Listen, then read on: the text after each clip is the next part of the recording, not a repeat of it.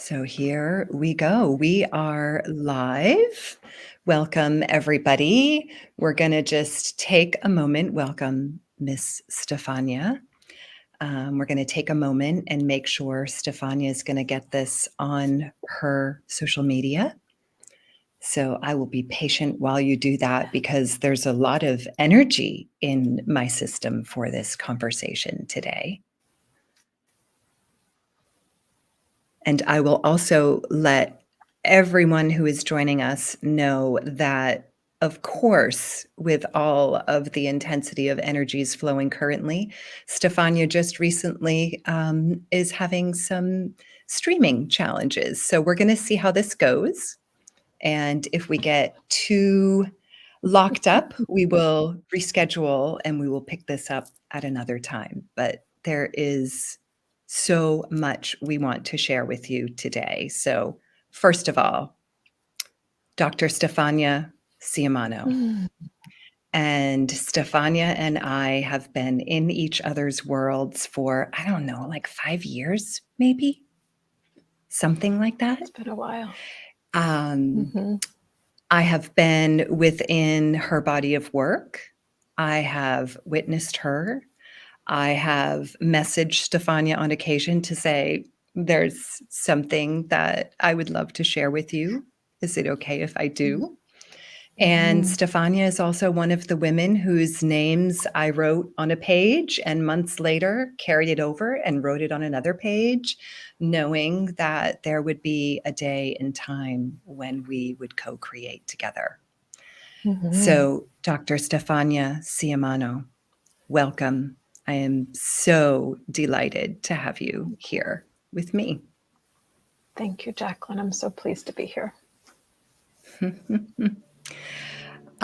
So we titled today Climax, Consciousness, and the Holy Erotic Heart. I would love you. I'm going to deep dive us right in. I would love you to speak to climax consciousness. For a woman who's listening, of course, we see the word climax and our senses perk up and listen, and you've paired that with consciousness. So when you speak in your body of work to climax consciousness, what is that, Stephania? Climax consciousness, if we want to put it in a little bit of a nutshell, is a lot like goal consciousness. To reach a pinnacle, to reach something, you're after a specific experience or event. Kind of like if we have sex just to get off, that would be like climax consciousness. Versus to be fully immersed in an experience, to enjoy the sensations, to feel every stroke, to not have a goal, but to just be with it and in it. And part of why I got so excited about exploring this in my work is because, I, with my medical background and so many of the women that I work with are super highly educated, we do everything with a goal. Everything. Even what we choose to eat usually has a goal. What we choose to wear has a goal, it seems, until we learn somewhere along the way how that depletes us as women. And when I say deplete, I mean our life force, our hormones, our eros and eroticism becomes depleted by always having a target and a goal, a climax we're attempting to reach. And to let go of that is so tender, especially if you're used to nailing your goals, Yes. Yes, yeah. I do. Like the archer in you goes, what do you mean there's no target? Wait, so then why do I have this bow and arrow? It's like, well, do you just like shooting? It's like, to what end? The brain, kicks right in and goes, so what's the point? If we're not trying to reach something, what's the point? It's like, we're so well conditioned to think that way. But I we love as the way women, that you pause. I love the way that you pause and say, well, do you like shooting? Like it has such a deep resonance because it's more about, do you just enjoy it because you yes. enjoy it? If you have the bow and arrow, is it just for your own pleasure? And the deeper question I feel here, Stefania, and I wonder how this shows up in your body of work is, isn't that enough? Mm. Well, isn't that the juiciest question? Because a businesswoman, who are most of my clients, would say, well, then how am I supposed to run my business?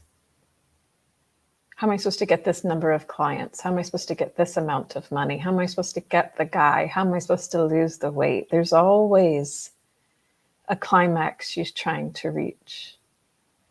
And we never say to her that's wrong and bad. We say, how does that feel to your body? Just to give that There's to more. her. Yes, as a gift, right? How does that feel to your body, darling? To always be trying to hit a target. And most of women go, I don't know any other way. It's like, yes, of course.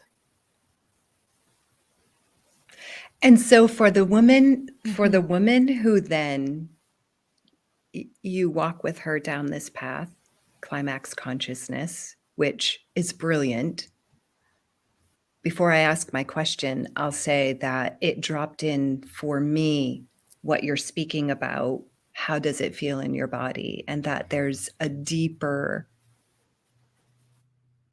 communion happening within a woman in partnership with herself.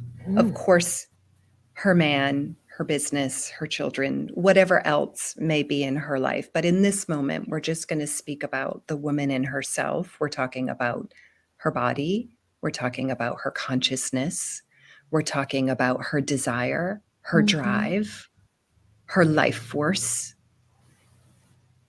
I distinctly remember the moment of, we think of sexual energy when we talk about climaxing and eroticism. And for me, it was in one of those moments of feeling pleasure run through my body.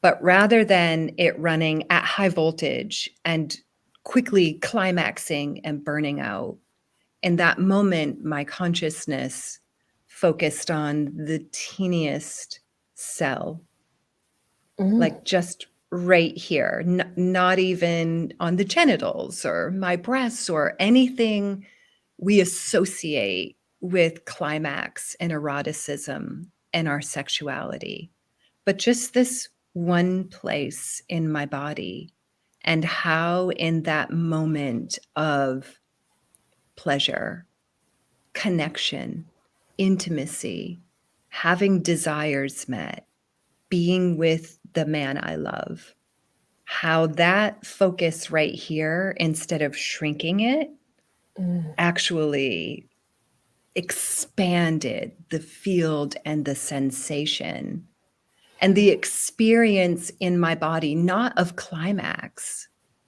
but of pleasure, of being Jacqueline in my body in that moment, intimately knowing her and witnessing her. That's what I feel when you speak about this climax consciousness as an underbelly of your work with women who especially are used to driving.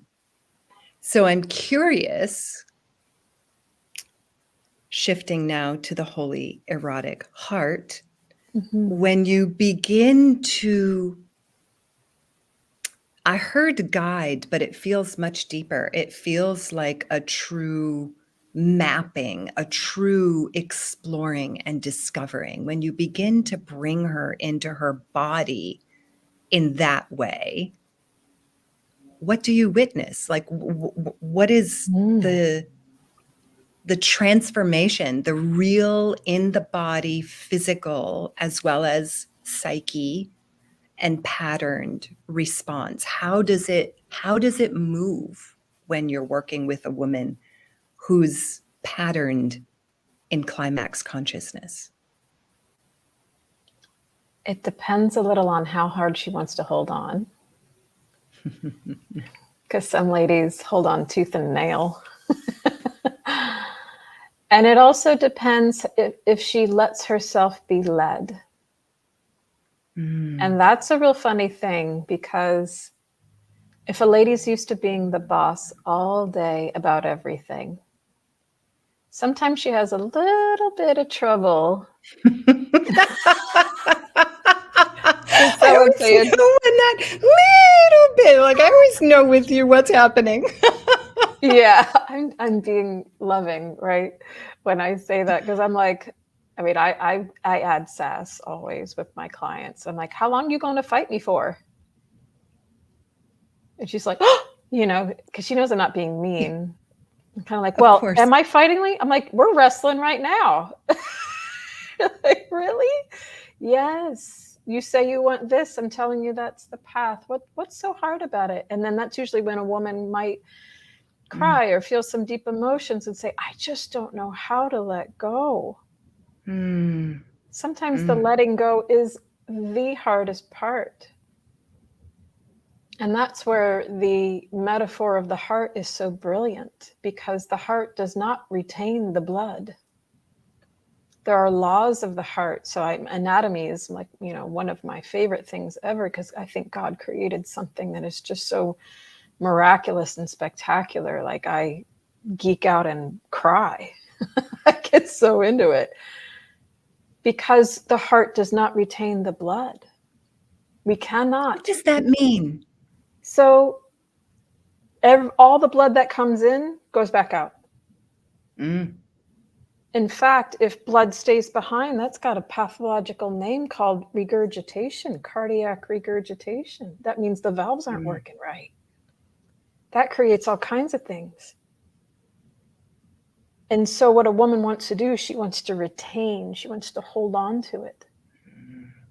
And so usually when a woman hears the heart lets all the blood out, knowing it will return. Right. Yes. It always comes back. And I got the chills just now. It comes back every time. All of it. Every drop. We never have to say, oh, wait, that one drop, though, that from 1985. I remember that concert I went to, or something like that. We get like, let me hold it, let me hold it. Oh, that one guy, he was really cool. Let me hold it, let me hold it. But it doesn't work that way. Life does not work that way. The lungs do not retain the breath. The bladder doesn't retain the water. We don't actually retain in the body. We are meant to let it all go, knowing more is coming. And yet our culture says, you better hang on for dear life or you're going to lose. Yes. And so if a woman is used to always, having really big goals and really big dreams, and that sensation of, if I don't hang on, I lose, to rework that within her mind and have her body believe it too, the journey is different for everyone. But I tell you what, the moment a woman goes, I don't have to hang on anymore. It's like you almost see this energetic Shazam like, of it all sort of flying off of her, and she gets the chills and she breathes differently. And she goes, I've never really felt before that God's got me until now. And I'm like, whoo, now we're on to something here. And that's a very common thing. And I also feel for myself, the deeper that I go, I will encounter it in that next exposed layer of intimacy with myself, whether it's a place that previously was holding on, or if it's just a cycle of being woman and I'm in a new cycle or at a different stage of life, I encounter that unknown of God divinity has me in this place. I can let go. And each deepening offers up wherever there might be restriction. Yes. It's also interesting to me that from a medical perspective, you have this beautiful, brilliant visioning and understanding of the systems in the body. And so when you say the bladder doesn't hold the water, the heart doesn't hold the blood, the lungs don't hold the breath. In my mind, there's a processing of how much we've been told about what's held in the body. And yet you're speaking about it as being here more in the mind, separate from the body. Yes? I'm not all the way sure what you're asking there. I kind of want to hear your question a little differently, because I feel like I have an answer, but I don't know if it's to that question. That's okay. It might be the perfect one. Yeah. It just is. I find when I encounter your field, like really am in your field, and I want to talk about the 4 chambers of the heart, because for me that was like a moment happening. Yeah. When I'm in your field, your artistry has a signature that, to me, the edge of consciousness you are bringing in is beyond any marriage of body and heart, body and soul, body and truth that I've ever heard anywhere. I've never heard some of the, I'm going to call it technology, energetic intelligence, body technology that you see and sense. So when you're speaking, the heart doesn't hold the blood, the lungs don't hold the breath. I'm visioning the body is not holding, it's not in those places. So, is that what you're saying? And if that is not, what's the difference? And if that is true, what's holding? Where do you encounter women that we are holding? Where is that Oh, originating from? I can dig that. Okay, that I feel a little easier to answer. What we hold is the withholding from love. We hold separation. We were either told to be separate, or we experienced an event that was painful that made us feel separate from love, from God, from each other. And the body will brace itself in different locations, in organs, in meridians, according to like acupuncture meridians, like Chinese medicine. There's a constriction. And what's amazing to me is the design of the body is so perfect, it could become a template for how to open to love. It can become a template through its technology on how to wake up to more love. And people often go, well, I don't know that much anatomy. And I'm like, no, baby, you don't have to. I give you the cliff notes. Don't worry. That's why you're on the ride with me. Yes. I'm like, don't you worry now. We got that. And it's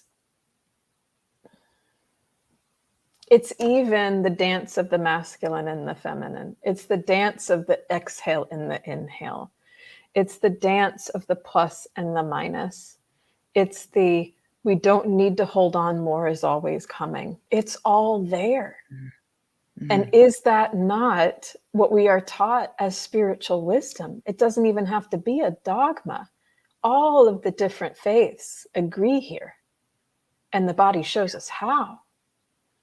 And it's, to me, what could be more beautiful than the vehicle you arrived in could be your teacher, could show you the way without you having to have a special book, without you having to decide on one God or another. We all come with the same basic model. Yeah. Yeah. With variations galore, but it's a basic model that's fairly reliable. So is, when you say this, the body, essentially what I hear you saying, the body becomes your map, becomes your guide, becomes your even partner and companion, yes? Well, certainly the vehicle, right? You're driving it. Yes. But it might try to get you to off-road sometimes. Yeah. It does. I think it for sure does. Somebody's got to be in charge here. In my experience, yes. Yeah. In speaking to this, because for me, this next piece, when I first heard you talk about the 4 chambers of the heart, and I will tell you, Stephania, was I here? We were here. So it's been in the last couple of years. I don't remember when. I don't even remember your words or the specifics of what you taught, but I do remember you taught about each chamber of the heart and the energetic signature, how the blood would flow, and how the way that we were in sync with the natural flow of energy, of blood, of love, and the impact of all of that on our creative juice and cycle. Yes. And here we are talking about Tapestry 1111, feminine artistry. We're diving deep into your artistry. And this piece about the chambers of the heart is, to me, a major gold key in women truly connecting with and unlocking the life force, eroticism, creativity, creational energy, creational juice, sexual energy, ability to love and be in relationship, having our heart open, even as mama or companion or a woman who is managing her business and her artistry. It affects everything. Yes. I would love, as much as feels right here, for you to speak, because to me, that's the holy erotic heart in your signature of artistry, is those chambers. So however that moves you, I would love you to speak about this piece. I feel like I need a sip of water for this. Because we're going in deep. Going Scalpel? in, baby. That's right. Let's make sure the patient is properly numbed and Yes, ready please. to go. Yes. So I'd like to tell you a little about kind of how it came about, if that's all right, with Yes, the theories please. itself, without me being too verbose. I realized how many women were trying to open their heart and didn't realize why it wasn't working.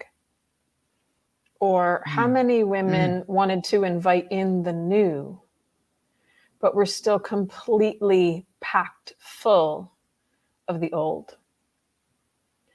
And I sat there with, God talks to me about anatomy in ways that I'm like, whoa, let me get a pen. Like, hang on, I just got out of the shower. I need a pen. Yeah, and you're like, I wet understand that. Yeah, I need a minute. and like, yeah. Yes, and no one talked to me until it's written, kind of thing. And so Yes.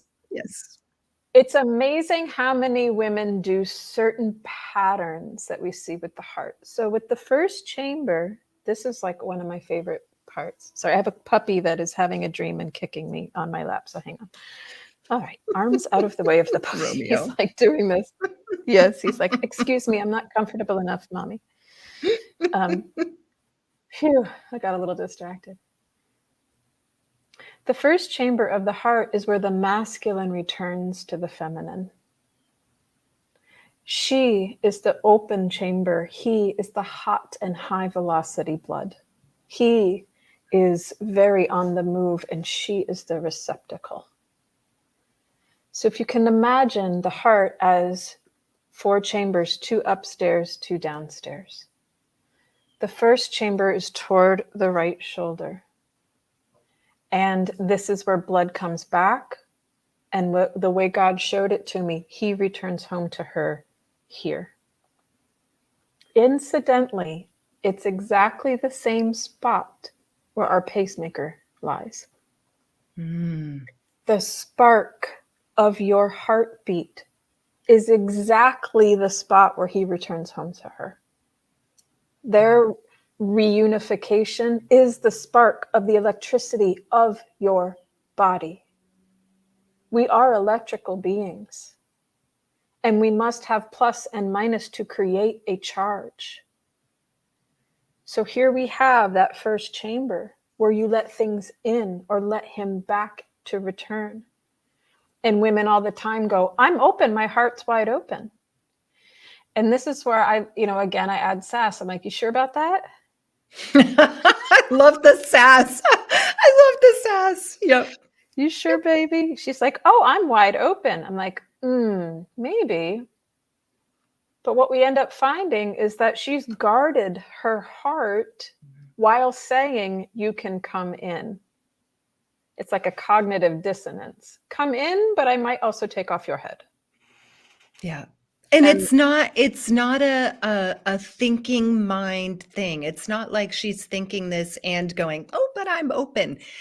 It's not in her conscious awareness that restriction is present within her heart and system. Yes? Correct. It's not. It's as if she has an archetypal shield maiden, a warrior woman who has been through some shit, man. She is bloodied, and her hand's got a good old grip on that sword. And she's like, I don't know why I can't find the man for me. And I'm like, darling, but let's take a look. Who's at the door here? Is there a warrior? She'll say, yeah, I see it. Well, that's why. Why don't we invite her in, get her cleaned up? Why don't we invite her in, get her cleaned up, give her a bath, give her like a hot toddy or something? Yes, yes. May I ask you a question here that has never occurred to me? Sure. As I listen to you, and it's been a few years, would that also be the place where she returns to herself? Absolutely. As well? Yes, ma'am. Yeah. Absolutely. That's what I'm feeling like. That just, my hair's standing up. Yes, it's the come in. You are allowed in. And that's just the first step to let it in. I mean, there's 3 other chambers and the lungs. I know it feels big already. I know. I'm like, oh gosh, do you have like 3 or 4 hours? No. Some days I do.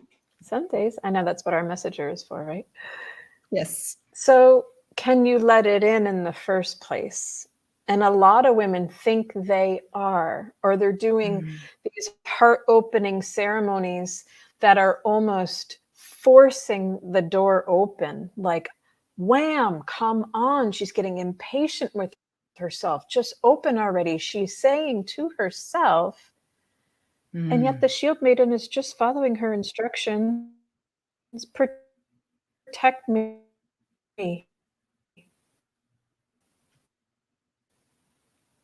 Or she's sort of on the inside of the door, like just kind of peeking out. Who is it? I'm afraid. This is what I see a lot in women.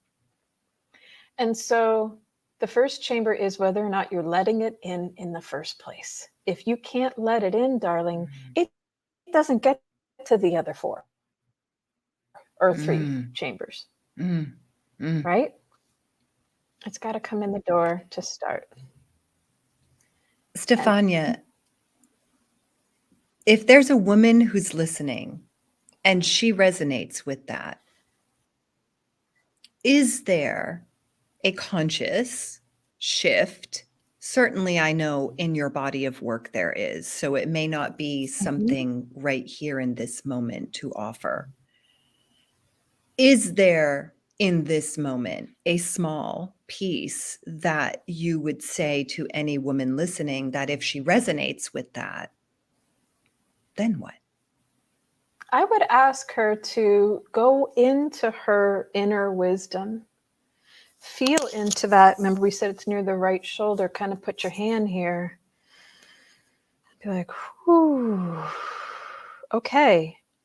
Am I guarding the door like a fierce warrior woman? Yes or no? Just ask yes or no questions. Because it's not like, oh, well, you need to. No, it's like, no. Gentle, slow. We are going so slow with the heart. We're not forcing intimacy. We're not forcing anything in the door. Or you might say, do you have the door barricaded? You might, honey. Well, because that warrior woman, and I remember seeing this years ago in a client's energy field for the first time. I said, you have a warrior guardian who's Yes. like a bouncer at the club door. Yes. And he's doing his job, he or she, however that feels in the system. That energy, that archetypal presence, isn't there to be harmful, isn't there to shut her down, is there because over the course of our life, there are archetypal energies that are known to all of us. And this happens to be the protector of her tenderness. And really, that is the initial pure intention, is to protect her heart. However, over time, he becomes the bouncer at the door. He, she, that warrior. It's true. We don't bash them for doing their job. We just say, all right, your shift is over. Yes. It's been a long decades of shift, but okay. Like, let me draw you a nice hot bath. That's right. Like, let's Yes. make this part of your psyche comfortable inside your heart yourself. And then, of course, we have to put a little replacement at the door. So we play with that. What do you want? Archangel Michael? Like, who would feel good to you to be at the door? Because we don't just leave the door unattended. It's amazing what a woman's mind will go, what? But the door's unattended. I'm like, okay, cool. Warrior angel then, not you. See, you're on vacation. Yes. And then the second chamber is where we build. So imagine that you've let in the divine, you've let in yourself, you've let in a lover, someone has been allowed in. And then you fall through that floor to the second chamber. And here is where a lot of very shrewd business women get stuck, because they are excellent at building. They are super good at making outline after outline and filling a million notebooks and documents with notes and all of the different things and building funnels. And they're just building. But they don't ever get past the building part to enjoy their life. And other women don't ever get to the building part. They just keep ejecting back out of that. They let in everything. But they never build so a fascinating. These tiny little nuances. And I can see myself both in the building, even though that's not what I ever called it.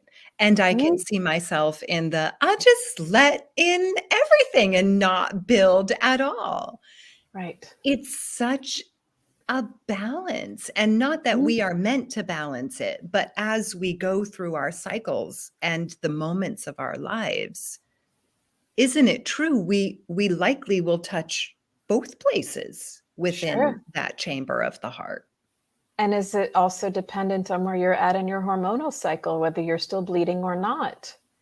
Because I tell you what, women around day 26 are like, we're going to burn the fucker down, whatever it is. destroy it all. I am dissatisfied with everything. It all has to go. We're like, whoa, don't burn down your business again. I've also done that. Yes, yes. The women that don't want structure, the ones that insist on not having structure, never get really into that second chamber to get to the real good part. So I know there's a very popular notion within a lot of the feminine community that we just go with the flow all the time. And I must insist that we consider structure helps you flow. Yes. This keeps coming up in the tapestry portal. I've heard you're speaking about it. Lisa Erickson has spoken about it. Amy Gernot has spoken about it. And there is a bit of a taboo that's being broken around women building and bringing structure into our lives and not just waiting for a man because that's masculine. Well, this is where I ask God as masculine, how do you want me to do this? How should I structure it? Which is really my own psyche, right? But the part of me that is the left side of the brain, the logic and the structure and the direction. Because we are the divine inside. But if we avoid structure forever, we never get to the lungs, which is the Garden of Eden. The lungs is where receiving is effortless. We are breathing in the gold dust of God, life force, over and over from birth to death with no effort whatsoever. You don't think about it. You don't have to be worthy of it. You don't have to schedule a meeting about it. It's like we do it forever. But if you look at the metaphor of your business or of your life, you got to pass through the second chamber of structure before you get to the lungs of the infinite receiving. It's required to build structure to get to the good part. Otherwise, you just keep bouncing back out again and thinking, well, I'm letting things in. Why isn't it working? Because you're trying to bypass the second chamber. And that's true in my lived experience as recently as the last couple of years, where over and over I would say to George, I want to build something. I'm ready to build. Come on. And my mind was still under the belief system that in order to build, I had to partner with a man as the masculine. And what I have found, and tapestry really certainly came through divinity, came through God as the vision, and Jacqueline had to stand up and create the structure and allow the energy to flow through it. I had kept them separated for so long. And I'm certain, Stephania, I don't remember all these pieces, but I'm certain this mapping of the heart was a major unlocking of this for me. What's Romeo doing? Keeps kicking me with his back paw. Like, am I disturbing you, Life is sir? good. And before we came on, you were saying, I don't know, he's not tired. This little pup is never tired. Now he's like, just he's on his start back. talking about this. You know, oh my gosh. He's got a good life here, this little fuzzy dude. I love that. And I'm glad you said that, because I find most of my clients are more the builders than the ones that refuse to build. So I don't have that trouble so much, but they do get stuck there. They get stuck in the building and they forget to enjoy. They forget to breathe. They forget to exhale. Like, the metaphor is so rich. And as a woman who resisted the structure in the building, stepping into tapestry and fully embracing and embodying the building, probably for one of the very few times in my life, I was having this exact conversation that you're talking about at the end of last week. And it was with Isis Lior in a private messaging, to which she said, what about pleasure in your life? And I named a few things. I blah, blah, blah, blah, blah, blah, blah while I'm working. She said, but what about excessive pleasure, like in excess? And I said, haven't had any of that for a long time. And I changed my whole weekend because of it.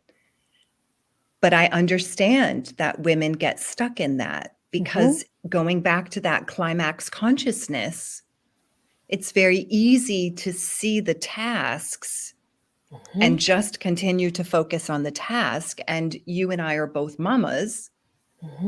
I certainly had the experience as a mama of being so focused on the right way to raise the babies and the good way to feed them and the right way to love them and all of the things that a good mama does, that the flow would be gone. And probably that's where in my life, previous to now, I experienced it the most.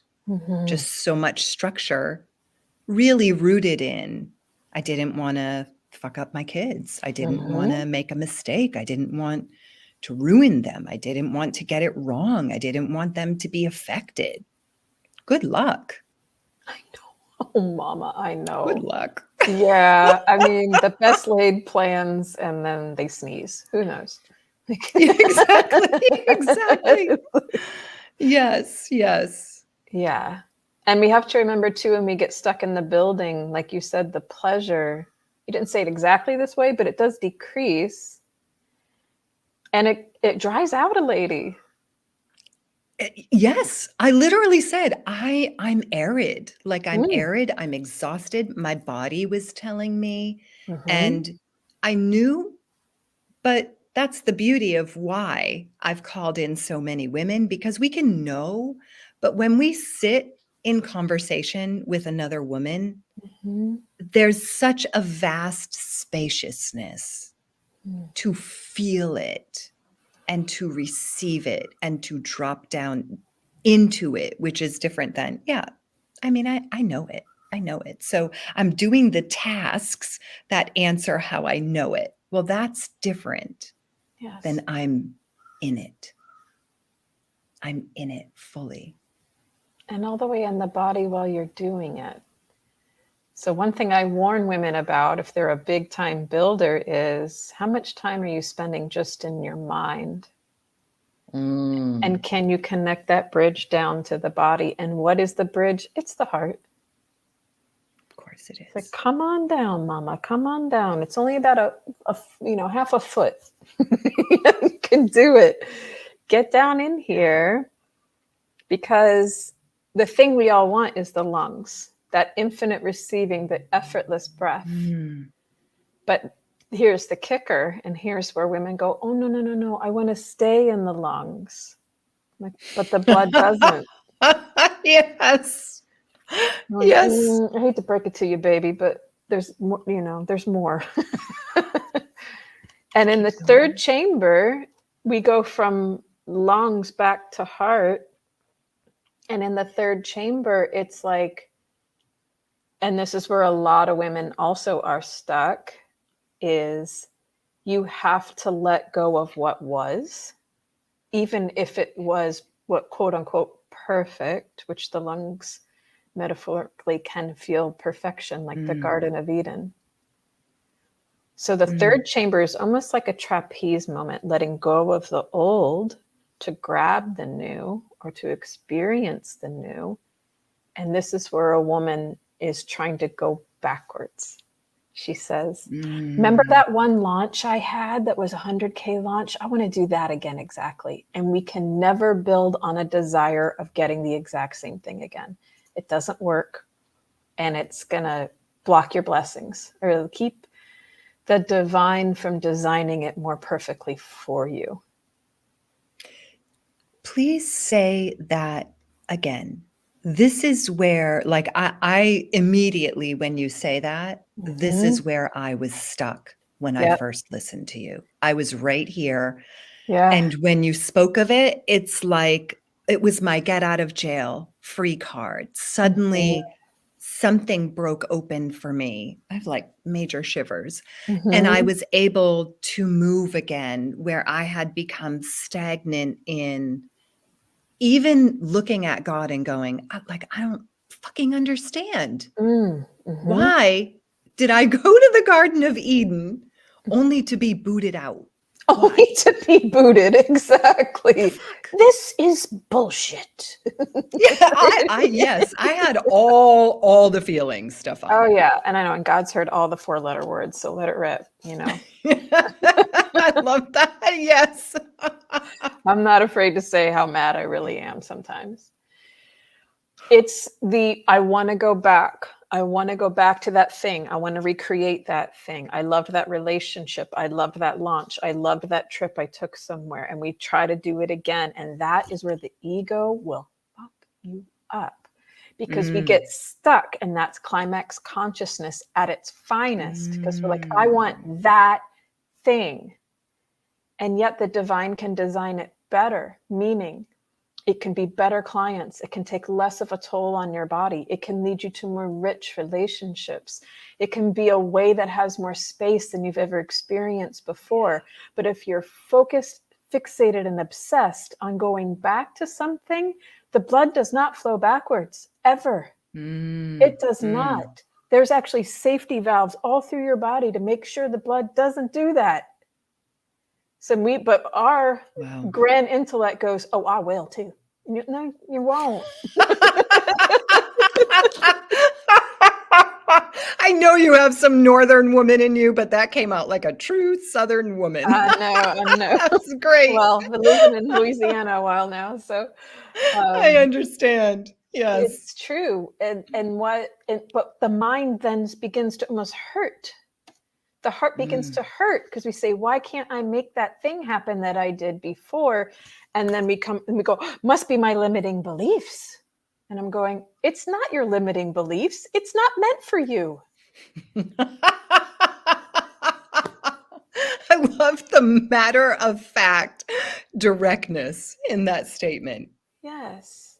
And it can be difficult for the ego to realize I'm trying to make my blood flow backwards. When what would be better is if in that third chamber you realize what you had to let go of, so you can get down to the fourth one, which is to go out into the periphery. This is where we drop off all the nutrients. This is where we have this grand journey through the body. We actually propel ourselves out. The actions that are aligned for us are easy and inspired. And guess what? Every single time we come back around to the first chamber and let in something new again. Every time. But if we get all stuck in chamber 3, like, I'm just going to try to make this blood flow backwards, we go, why am I not happy? Why am I not inspired? Why am I not letting people in? It's because you're stuck over here. You have to let go. That's right. But when we let go, when we let God show us, this is how to propel out. This is the action that you need. What will come back to you will astound you and delight you. I can speak to that. Mm-hmm. I can absolutely. I have lived that from the time I first heard you lead this. It wasn't even a meditation for me. It was an activation. It was a literal somatic movement in my being. I stopped wanting to send the blood backwards, which ultimately is an abandonment of self, and the only forward movement there can be is towards death. Yes? Well, something has to die. It's like one of the archetypes of our awakening, the thanatos, the death. But Eros and Thanatos go hand in hand. You cannot have more eroticism if something doesn't die. So, yeah. And cells sometimes die. the death has its own eroticism. It can absolutely have that. Isn't that what an orgasm is? Yes. Mm-hmm. Yes.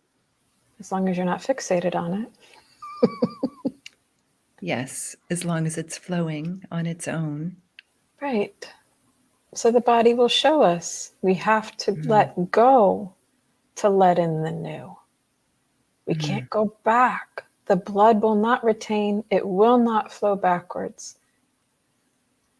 And it can be very humbling when a woman realizes, I've been trying to flow backwards. Yeah. Yeah, it is. It So is. what do you And need the to let go of? beauty, absolutely. I was going to say, to me, having lived, studied, and practiced mysticism, you spoke about the heart as the bridge. And Carolyn Mace was my teacher. And in the teaching of entering the castle, which begins at the root, when she came to the heart, that's precisely how she treated it. It was a very different mansion because each of the energy centers were their own mansion, and the heart, the fourth mansion, had a different prayer of entry, had a different tone, and suddenly you were shifting from an earth consciousness more and more into that divinity, and the heart was the passageway through. And that's true whether you're coming from the root or, for many women, myself included, when you've been initiated into a mystical lineage, you'll go through cycles. And I went through a cycle where, yes, I was aware of my body, but it was much better to be up here in the crown of mystical consciousness and separate myself from what was true in a physical reality. And what you're speaking to is really a marrying and a coming together of our whole self. Is Romeo talking in his sleep? Oh my gosh. I was Can wondering we if see you could hear Romeo that. for a minute? Can we see Romeo? Is that possible? Well, I could do this maybe. That's his little head. He's so teeny. Where's his head? That's his booty. It's hard to get. Very. He's like under the desk a little. His head is under there, but Oh my gosh. he's this big, He's your new baby. He's my new baby, complete with getting me up at 3 a.m. to act like he has to pee and just walk around the backyard. Oh, very well. Yeah. You little stink. That mama face. You better pee, dog. You better do something. We're outside. Make it worth it. You woke me up. Yeah. Is there more you would want to say?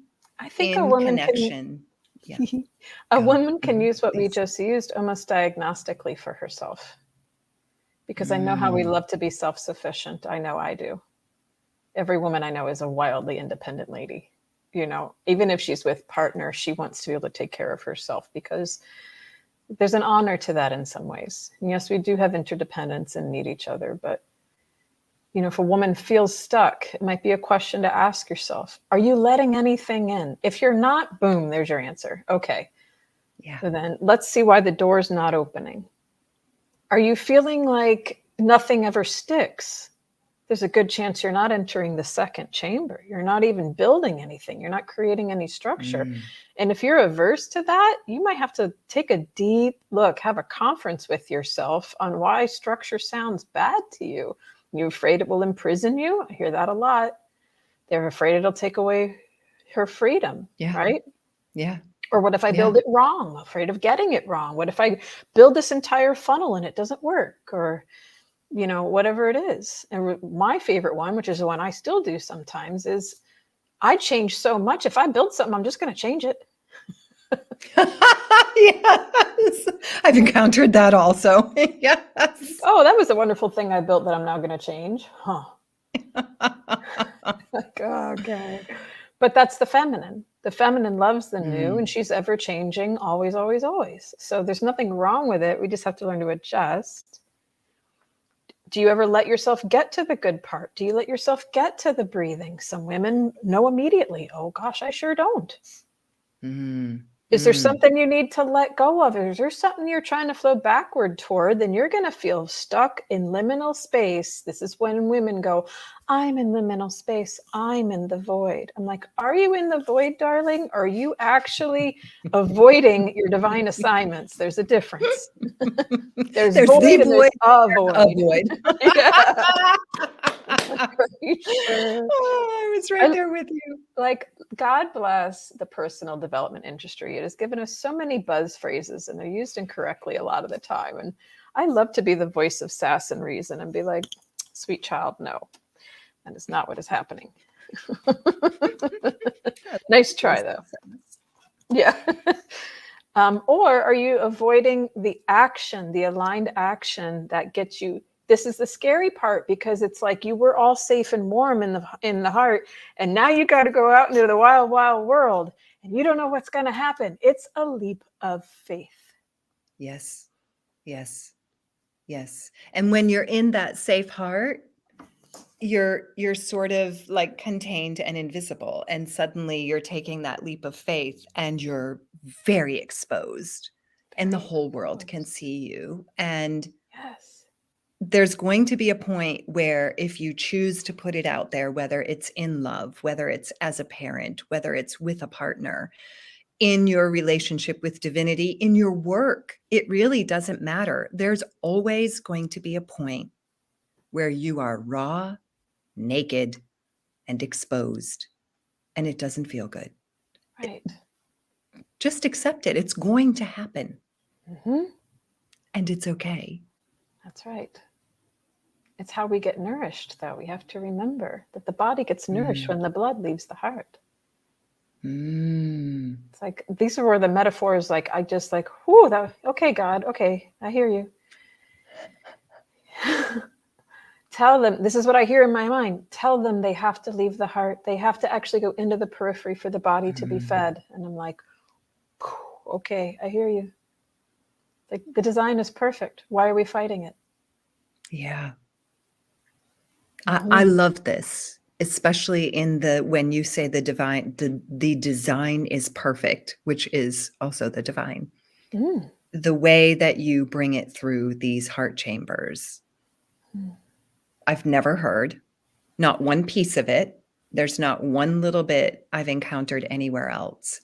And I wanted you and I to share this today because it was very profound for me, but also because it beautifully exemplifies precisely what your artistry is, what your body of work is, which is shifting and breaking through that climax consciousness, and instead choosing, which is also here before we get to the heart, choosing something different and allowing herself to know her heart, and then make a decision how she wants to flow through.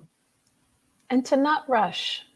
That's another thing I think is really, really important. Women, who doesn't want it quicker? I mean, we live in an instant gratification world. And if that's possible, who wouldn't choose it?